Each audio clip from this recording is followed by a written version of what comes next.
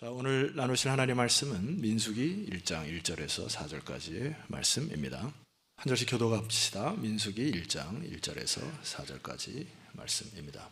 이스라엘 자손이 애굽 땅에서 나온 후에 둘째 일 둘째 달 첫째 날에 여호와께서 시내 광야 회막에서 모세에게 말씀하여 이르시되 너희는 이스라엘 자손의 모든 회 중 각 남자의 수를 그들의 종족과 조상의 가문에 따라 그 명수대로 계수할지니 이스라엘 중 20세 이상으로 싸움에 나갈 만한 모든 자를 너와 아론은 그 진영별로 계수하되 각 지파의 각 조상의 가문의 우두머리 한 사람씩을 너희와 함께 하게 하라. 아멘. 목소리가 조금 잠겼는데 들을만 하시죠? 네, 제가 오늘은 조금 이렇게 조근조근 할 테니까 염려되는 거는 조근조근하면 이렇게 졸릴까봐 좀 걱정이 되는데 제가 지난주에는 그 중경기 노예 선교 훈련 센터를 이제 우리 노예에서 해서 그 LMTC라고 하는 이제 거기 이사들이 모여서 잠깐 한 해를 또 돌아보고 준비하는 이제 수련회를 다녀왔습니다. 수련회 이제 마지막 날이 가슴이 한쪽이 먹먹해지는 거예요. 왜 그런가 싶더니 제가 처음 우리 중경기 노예 왔을 때 파릇파릇하게 젊을 때 왔을 때 그분들이 이제 중년이어서 노예 전체 일들을 막 감당하면서 아주 그냥 이렇게 열심을 다했던 분들이 이제 모이면 은퇴 얘기를 하는 거예요. 은퇴는 어떻게 해야 되나. 그래서 머리들이 희끗희끗해져 가지고 이제 몇 년 있으면 저분들과 헤어지는구나. 이제 이런 마음이 드니까 나이 듦에 대해서 좀 서글퍼지는 것이 있더라고요. 마음 한구석에. 그래서 이제 그 서로 간에 대화를 나누고 어디 잠깐 이제 여행을 갔는데 사진 하나를 보여드리면 좋겠는데 거기서 찍은 사진인데요. 누군가의 뒷모습이죠. 아름다울 수도 있고 저 뒷모습이 안타까울 수도 있고 떠나가는 모습 속에서 잘 됐다. 저 사람 떠나니까 이제 속 시원하다 이럴 수도 있고 그러면서 저 사진을 저한테 보내주신 분이 제 뒷모습을 찍어가지고 저 사진의 주인공이 제 뒷모습입니다.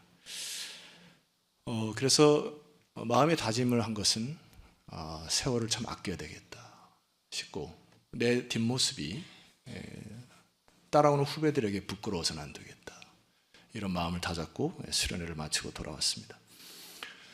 그런 의미로 오늘 우리가 말씀을 통해서 우리의 인생을 좀 잘 경영하기를 바라는 것은 이제 민수기를 한 달 동안 묵상할 텐데 이 민수기라고 하는 뜻은 이제 백성들을 센다, 뭐 수를 센다 이런 뜻인데 이거는 히브리의 문학을 이제 라틴어로 번역하는 70인역이라는 게 있어요. 70명이 모여가지고 이제 번역할 때 민수기라고 하는 거를 따라와서 우리가 이제 민수기를 썼는데 원래 이 민수기의 원 이름, 그 히브리의 원 이름은 그 화면을 보시면 미드바르 이렇게 되는데 그게 광야에서 이런 뜻입니다.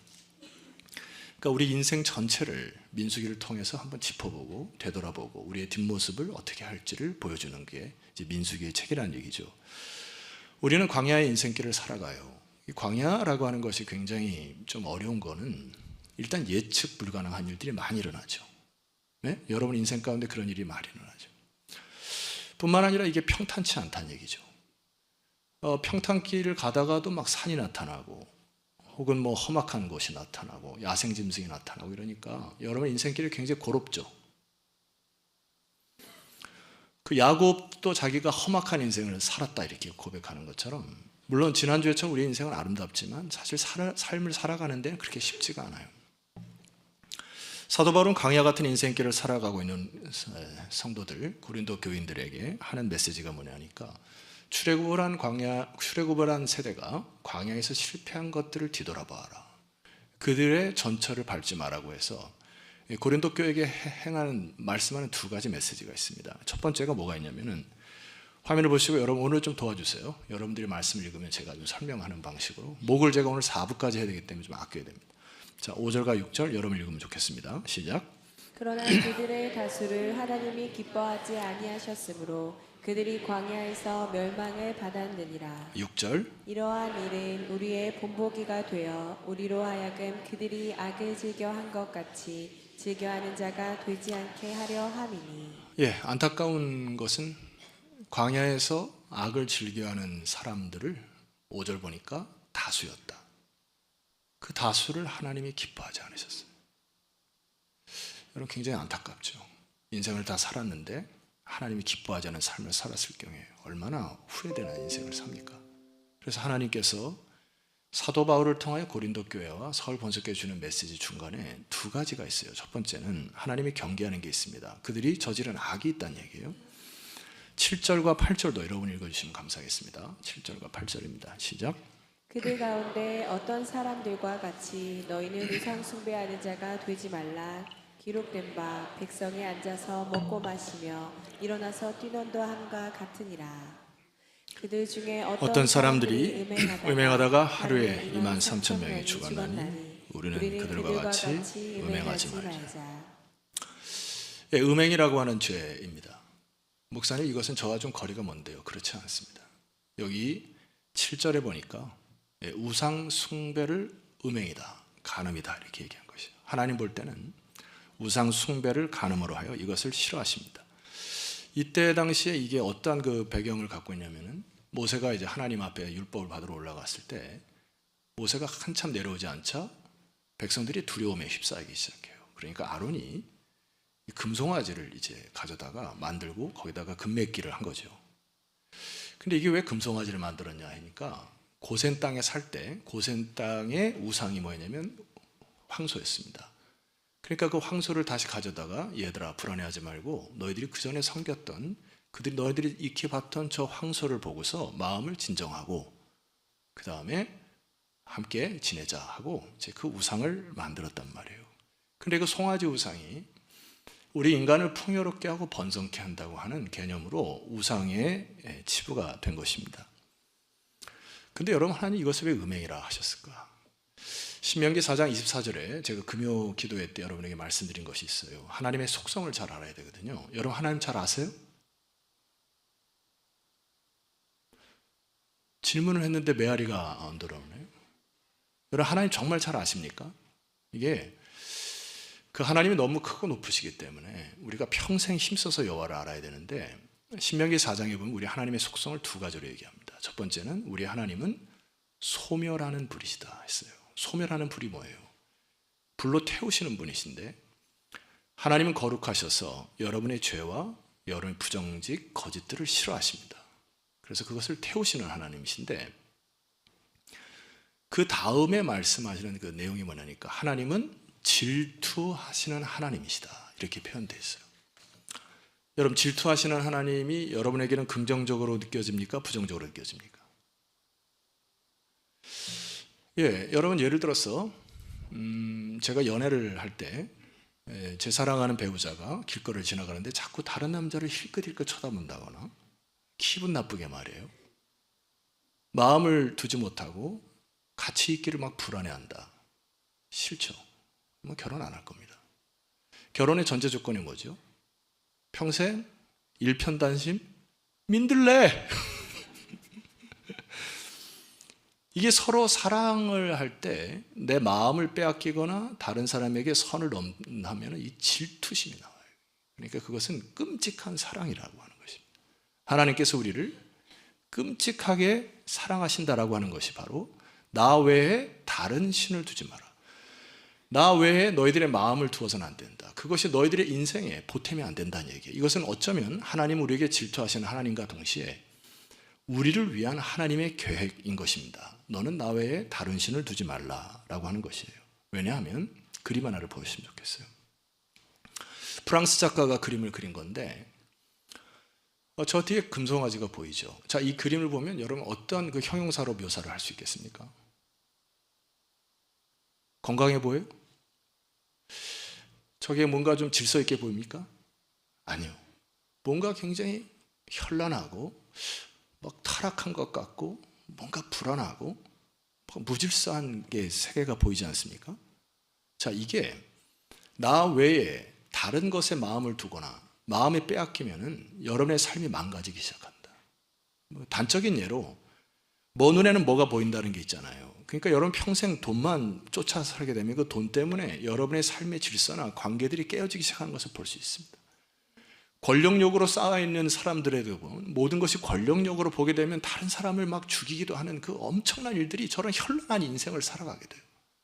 여러분대로 인정의 욕구나 명예의 욕구만은 사로잡혀 있을 때, 그것이 여러분들의 마음을 사로잡을 때 하나님이 너희들의 인생이 망가진다.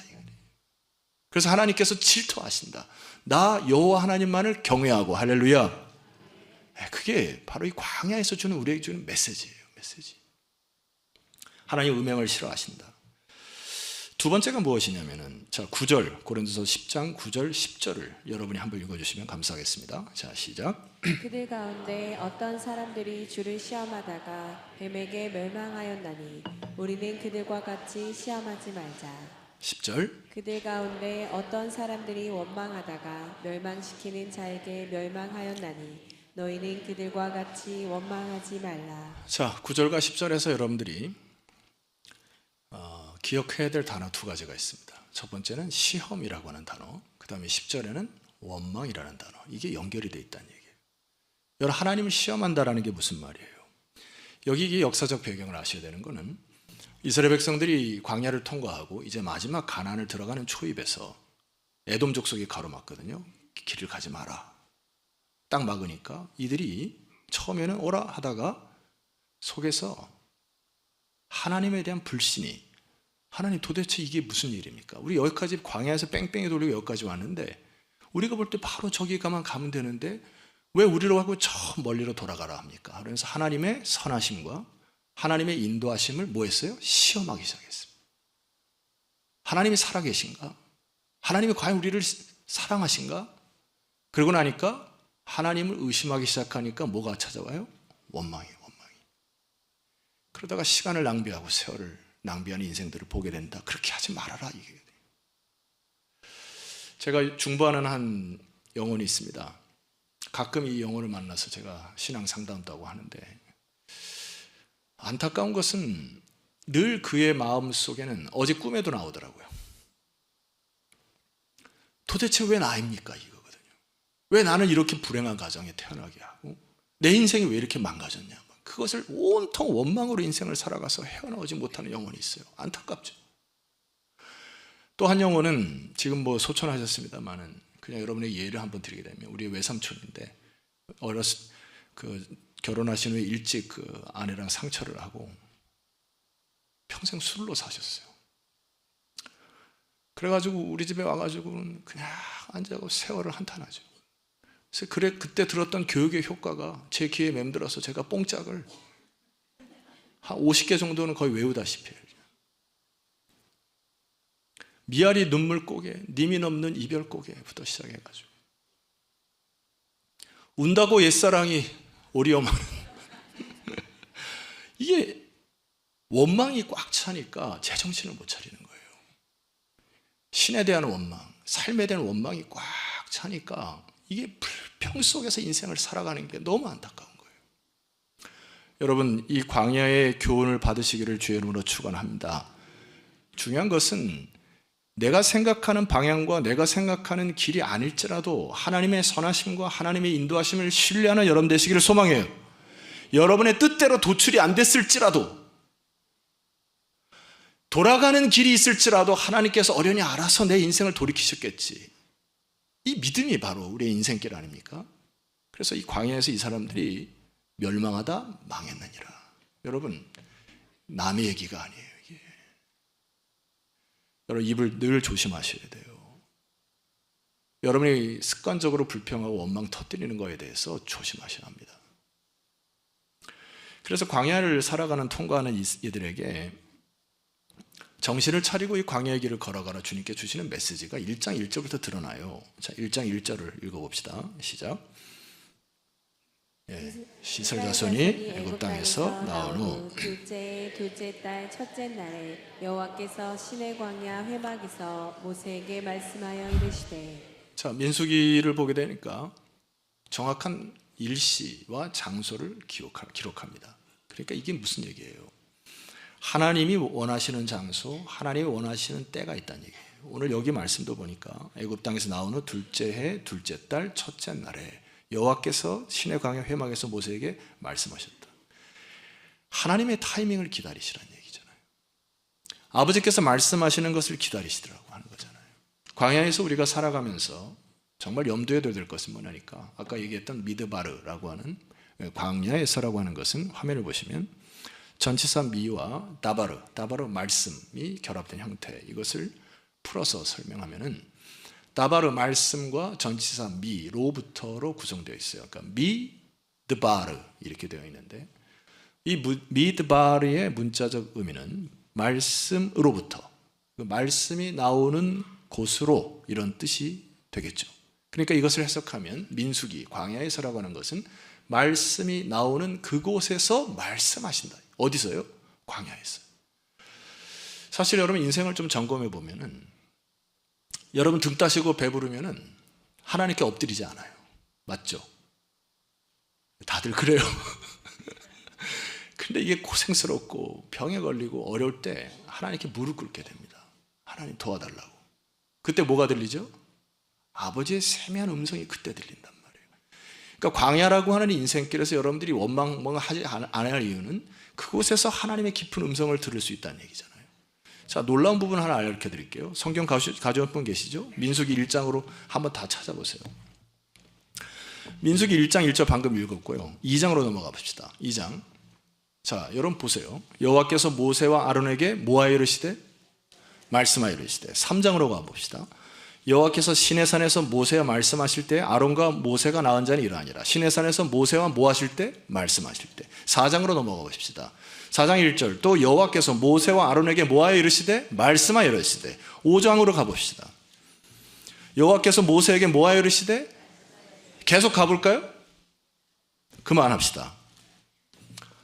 여러분, 하나님은 광야를 지나는 백성들에게 말씀하기를 원하셨고 오늘날 현대를 살아가는 저 여러분에게도 말씀하기를 원하시는 걸 믿으시기를 소망합니다. 이게 광야를 살아가는 지표예요. 여러분이 왜 하나님의 말씀이 안 들리죠? 왜 하나님의 말씀이 잘 읽혀지지 않고 그렇죠? 여러분의 눈이 어두워서입니다. 여러분의 귀가 어두워요. 마음이 뭔가 빼앗겨 있기 때문에 여러분의 고집스러운 마음 때문에 하나님의 말씀이 들리지 않는 경우가 있다는 얘기입니다. 이거를 여러분 회개하셔야 돼요. 분명히 하나님은 말씀하시는 분이신다. 그래서 이 광야를 살아가는 통과하는 비결은 하나님께서 이 말씀하는 것대로 살아갈 때 승리할 줄 믿습니다. 그래서 지난주 여러분 제가 말씀드렸던 것처럼 이 고비 사막이 아름다운 세 가지 이유, 혹시 다큐멘터리 보신 분 계세요? 이렇게 손을 들어 펴 주시면은 그래요. 거의 한 2층 혹시? 네. 한번 보세요. 굉장히 여러분에게 좀 많은 생각이 들 텐데 거기에 보면 어떤 그 에피소드가 하나 있냐면은 사막이 이렇게 모래바람이 확 붑니다. 그러면 그들이 이제 몽골 사람들이 갖고 있는 지도가 있어요. 여기는 산이 있고 여긴 뭐가 있고 여긴 길이 있고 나름 이제 길을 만들었는데 모래바람이 한번 확 불면은 그 길이 다 사라지는 거예요. 그러니까 길이 사라질 때 가이드들도 길을 잃는다는 얘기입니다. 근데 아주 뛰어난 가이드는 길을 찾는다는 얘기예요. 뭘 보고 찾을까요? 화면을 봅시다. 북극성이에요. 그러니까 북극성을 보고 저쪽이 북쪽이구나 하고 그 전에 잃어버렸던 길들을 찾아서 그 사람들을 인도하는 가이드가 저 북극성, 북두칠성과 카시오페아의 중간엔 북극성을 보고 지표를 삼고 갑니다. 우리 인생길에 말씀 여러분의 북극성, 지표가 될 줄 믿습니다. 그래서 우리는 늘 주님의 음성에 귀를 기울여야 하고 말씀의 감각으로 회복하셔야만 세월을 아낄 수 있다는 얘기잖아요. 제가 최근에는 노예 일을 좀 감당하고 올해 이제 제가 4월에 이제 노예 서기로 돼서 노예 행정직을 좀 제가 감당을 해야 됩니다. 그래서 이런 기도가 좀 많이 필요한데 이게 뭐 어떤 일이든 간에 사람이 모이니까 이제 꼬이는 일들이 있잖아요. 뭐 이렇게 풀어야 되는데 잘 안 풀리는 경우가 있어요. 그래서 임원들이 모여가지고 거의 뭐 한 새벽에 모여가지고 기도하고 2-3시간을 얘기하는데 잘 안 풀립니다. 한 사람이 꼭 고집을 펴가지고 막 이게 고구마를 계속 먹는 거 그 기분 아세요? 고구마 계속 차가지고 막 여기까지 막 주여 막 이러는데 그때 주시는 하나님의 말씀이 하나 있었습니다. 계시록 2장 7절 말씀 보니까 이 부분 함께 선포해 볼까요? 자, 시작. 귀 있는 자는 성령이 교회들에게 하시는 말씀을 들을지어다. 이기는 그에게는 내가 하나님의 낙원에 있는 생명나무의 열매를 주어 먹게 하리라. 이게 초대교회 일교교회에게 주시는 메시지, 첫 번째 에베소의 교회에게 주시는 메시지인데, 여러분 집에 가서 요한계시록 2장 3장 읽어보시면 거기 일교교회가 나와요. 동일하게 하는 메시지가 뭐냐면 이 강조입니다. 귀 있는 자는 성령이 교회들에게 하시는 말씀을 들을지어다. 그러니까 내 생각과 내 판단과 내 사고가 아니고, 에베소 교회든 서머나 교회든 빌라델비아 교회든 사대 교회든 할 것 없이 성령이 교회에게 하는 메시지를 들을지어다. 그게 축복이라는 얘기잖아요. 그래서 제가 이 붙들었던 단어가 2장 7절에 보니까 이기는 그에게는 내가 하나님의 낙원에 있는 생명나무의 열매를 주어 먹게 하리라. 그래, 말씀을 듣고 우리는 삶의 수많은 어려운 문제 속에서 사탄의 유혹을 이기는 것이구나. 이게 진리라고 하면은, 이게 참과 거짓 싸움에서 참이라고 하면, 이것이 교회를 유익하게 한다면 우리는 이겨야 되는 것이죠. 이런 말씀을 지표로 삼아 이기는 여러분 되시기를 소망합니다. 자, 두 번째 메시지가 있어요. 광야에서 명령하신 두 번째 메시지가 있습니다. 1장 2절의 말씀 보면은 2절 3절 말씀 여러분 읽어주시면 감사하겠습니다. 시작. 너희는 이스라엘 자손의 모든 회 중 각 남자의 수를 그들의 종족과 조상의 가문에 따라 그 명수대로 계수할지니 3절. 이스라엘 중 20세 이상으로 싸움에 나갈 만한 모든 자를 너와 아론은 그 진영별로 계수하되. 예, 제가 이 부분을 예전에 히브리어를 읽다가 깜짝 놀랐던 부분 중에 하나가, 여기 진영별로 계수하되라고 하는 이 부분을 이 헬라어로, 히브리어로 치면 나소 앳 로시라는 단어로 쓰여 있습니다. 여기 로시라고 하는 것은 백성, 진영 이런 뜻이고, 그 나소라고 하는 뜻은 바로 수를 센다고 하는 건데, 이 히브리 개념에 이 나소는 카운팅의 개념이 아니에요. 넘버의 개념이 아니고 머리를 들어 올리다, lift up에 대한 뜻인데, 이거를 제가 히브리 단어를 찾아보니까 네 가지 추가적인 의미가 있어요. 이거는 기억하면 좋겠는데 따라 하실까요? 관찰하다, 등록하다, 임명하다, 보살핀다. 진영별로 사람들을 불러서 계수를 했는데, 하나님께서 그들을 관찰하고 하나님의 백성으로 등록하고 하나님의 미션을 임명하고 그들을 끝까지 보살피시겠다면서 그들의 머리를 들어 올리셨다. 이게 하나님께서 공동체를 향한 메시지인 것이죠. 이것은 광야를 통과할 때 혼자 안 된다. 하나님의 군대로 조직을 갖추셔서, 다시 한번, 여러분 어떤 단어가 마음에 드세요? 관찰하다, 등록하다, 임명하다, 보살핀다. 통째로 다 외우셔야 돼요. 하나님 여러분들을 관찰하시고 하나님의 백성으로 임명하시고 등록하시고, 그다음에 하나님의 군대로 임명하시고, 마지막에 보살피셔서 하나님의 군대로 조직을 갖춰 이 광야를 통과하게 하시겠다라고 하는 메시지인 것이죠. 우리는 혼자 이 광야를 못 통과합니다. 옆 사람과 함께 가는 거예요. 함께 조직을 맞춰서. 맞죠? 그런 의미로 크로스 한번 하고 갑시다.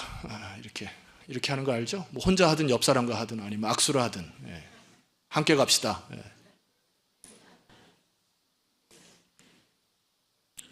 우리 권사님들 사랑스럽네요. 둘이 이렇게 짝짝고.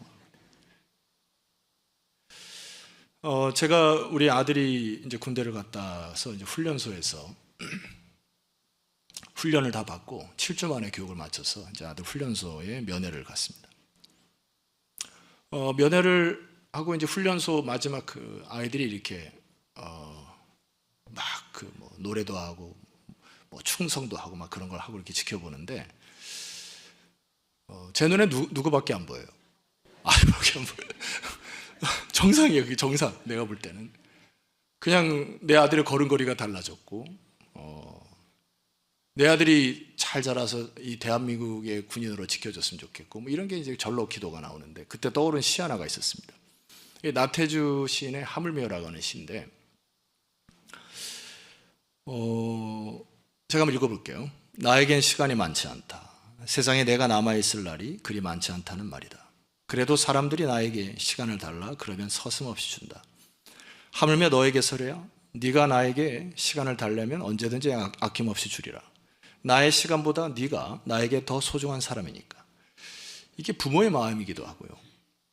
사랑이 있게 되면은 사랑하는 사람에게 자기의 시간이나 재물이나 능력을 막 쏟아붓는 것이죠. 조금 더 영적으로 해석하면 이것은 그리스도의 십자가의 사랑과 너무나 흡사합니다. 예수님께서 이 땅에 공생애로 오셨을 때 시간이 많지 않으셨단 말이에요. 3년의 공생애일 동안에 불철주야 주님은 모든 땅들을 밟아가시고 자기 원하시는 곳에 다 가셨거든요. 그래서 여러분 마태복음에서 그 메시지가 하나가 뭐냐니까 예수님이 이 땅에 오셔서 첫 번째 간 곳이 어딘지 아세요? 저 북쪽에 납달리와 스불론 땅을 가셨다 이렇게 기록되어 있습니다. 거기는 소외된 사람, 우리가 잘 가지 않은 곳, 많은 사람들이 퍽퍽한 인생을 살아간 그곳을 첫 번째 방문하시기 시작하시면서 공생애 3년 동안 자신의 시간과 에너지와 능력을 다 쏟아 부으셨어요. 뭐 하기 때문에? 사랑하기 때문에.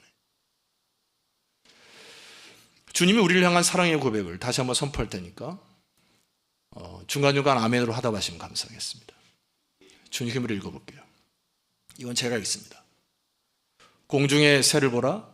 심지도 않고 거두지도 않고 창고에 모아들이지도 아니하되 너희 하늘 아버지께서 기르시나니 너희는 이것들보다 귀하지 아니하냐. 너희 중에 누가 염려함으로 그 키를 한 자라도 더할 수 있겠느냐. 또 너희가 너희 어찌 의복을 위하여 염려하겠느냐.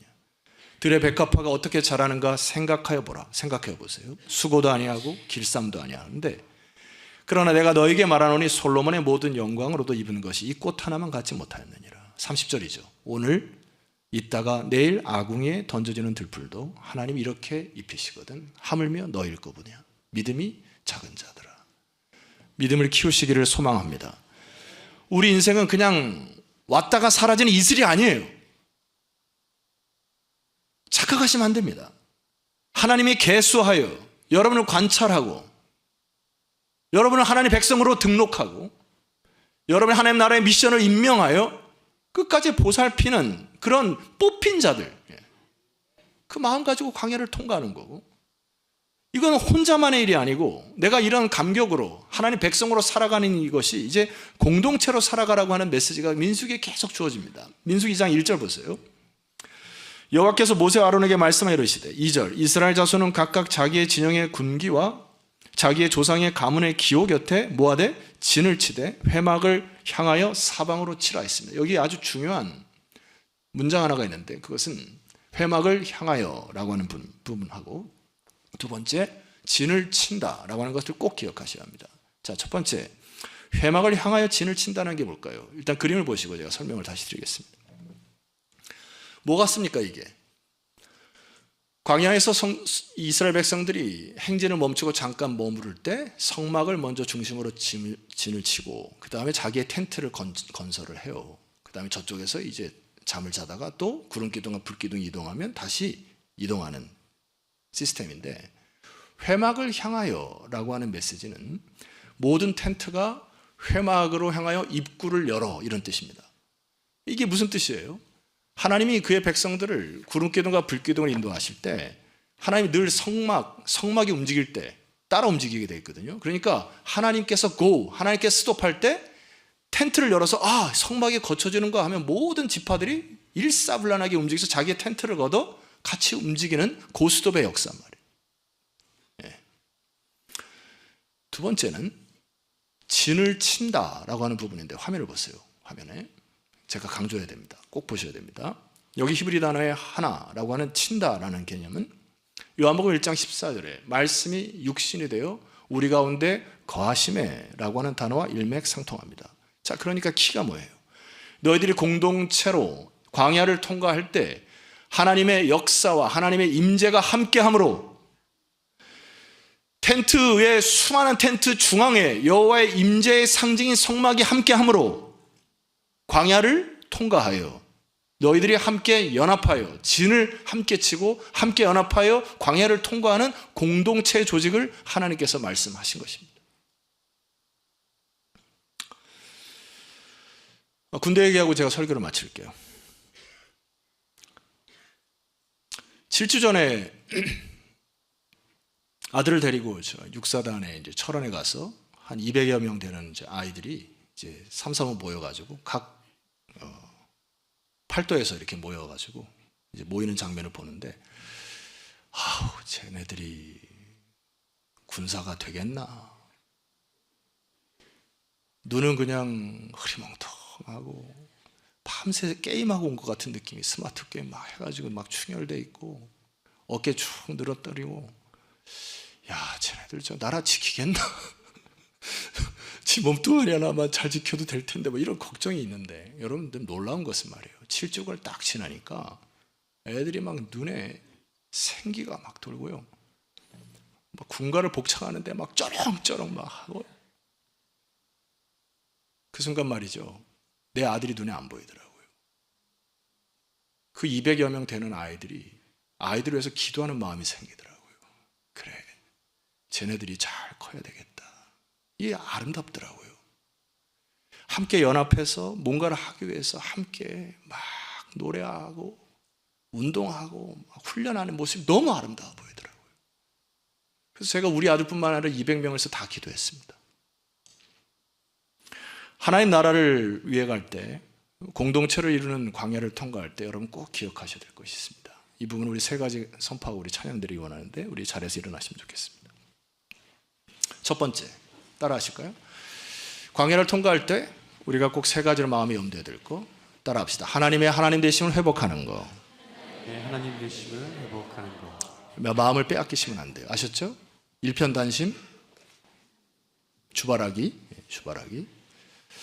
두 번째, 하나님의 자녀로 말씀이 들려져서 나아가는 거. 들려져서 나아가는 거. 여러분 놓치시면 안 됩니다. 여러분의 말씀의 지표가 되셔야 돼요. 분명히 하나님 말씀하실 거예요. 세 번째, 하나님의 군대 되어 주어진 명령을 잘 수행하는 거. 하나님의 군대 되어 주어진 명령을 잘 수행하는 거. 공동체. 그래서 여러분도 오늘 흩어져서 각 부서에서 위원회 사역할 때 연합하여 아름답게 주의 나라 회복하기를 소망합니다. 성도 여러분, 주님이 여러분을 질투하도록 사랑하심을 믿습니까? 여러분의 마음과 중심을 다시 아버지 앞에 올려고 하나님의 세미한 음성을 듣고 광야를 통과하는 믿음의 백성들 되기를 주의 이름으로 축원합니다. 원망과 불평 속에서 죽어가는 것 거부하셔야 돼요. 주 예수 그리스도의 진리의 빛 붙들고, 하물며 너일까 보냐 말씀 듣고 하나님 말씀 붙들고 한 주간도 광야를 믿음으로 통과하는 저와 여러분 되기를 소망하며, 주여 내가 주의 말씀 붙들고 굳굳이 서서 이 광야길을 가겠사오니 새 힘 주시옵소서. 우리 한 마음으로 잠시 기도하는 시간을 갖도록 하겠습니다. 기도하겠습니다.